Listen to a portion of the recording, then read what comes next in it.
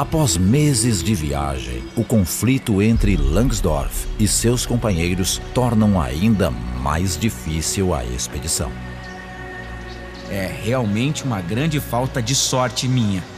Estou sempre envolvido com pessoas que no início, enquanto acham que precisam de mim, são modestas e civilizadas, mas que depois acabam degenerando.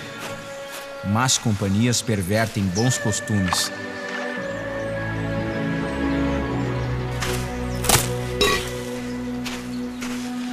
De um feito glorioso, a expedição começa a tomar notas trágicas pressagiadas por graves incidentes em seu início. Os constantes conflitos entre o barão e os integrantes de sua equipe culminam na demissão do pintor alemão Rugendas, antes mesmo da partida. Para completar, o suicídio do zoólogo alemão Christian Hasse cria um clima muito pesado na véspera da partida de Porto Feliz. A expedição de Langsdorff, ela tem um problema de relacionamento, de poderes, com as dificuldades durante a viagem, isso se acrescenta, isso aumenta, né?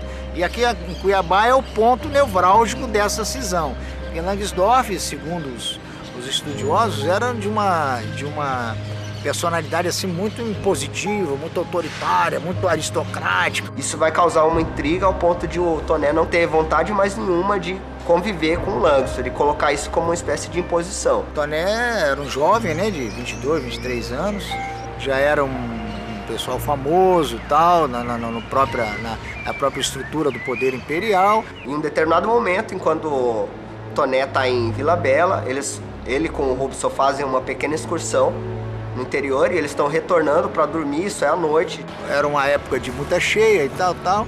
Eles estavam atravessando o Guaporé e Toné, numa imprudência, ele, não, eu vou passar a cavalo mesmo e tal. E o desfecho dessa tentativa de travessia vai ser trágica. O jovem artista Toné morreu afogado no rio Guaporé e até hoje tem lá uma homenagem para ele. Os problemas mais graves começaram após saírem de Cuiabá rumo a Diamantino, na transição entre a Bacia do Paraguai e a Bacia Amazônica. A entrada nessa nova região será acompanhada pelo ataque de febre causada pela malária. A natureza hostil, associada à escassez de mantimentos, não pouparam a expedição nem o seu comandante. Quase todos os membros da equipe adoecem, inclusive o barão Langsdorff. É bom a gente pensar que o Mato Grosso é uma transição em vários sentidos, né? É uma transição de biomas também, é uma transição desse bioma mais do Pantanal para uma transição para um bioma mais amazônico, né? Uma mata muito mais úmida, muito mais fechada.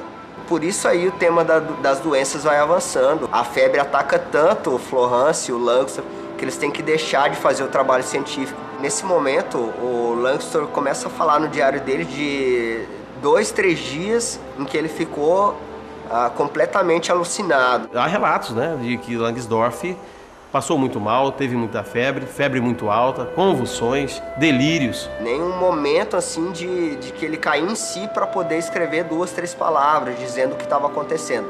Então a viagem começa a perder o sentido aí. Eles sofrem mais de febre do que tem momentos de lucidez. Então eles estão meio que perdidos agora nessa floresta que eles pretendiam dominar. Em vez de um diário de viagem, preciso escrever, isto sim, uma história de doenças. Desde o dia 24 de abril, tenho estado dia e noite praticamente inconsciente, em torpor, tendo sonhos fantásticos. Tenho apenas alguns minutos por dia de consciência. E pensar que uma simples doença pode pôr tudo a perder.